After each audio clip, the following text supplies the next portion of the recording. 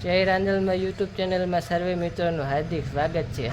આજે આપણે આવી ગયા છીએ એવી અદ્ભુત એક જગ્યાએ જ્યાં હનુમાનજી બિરાજે છે।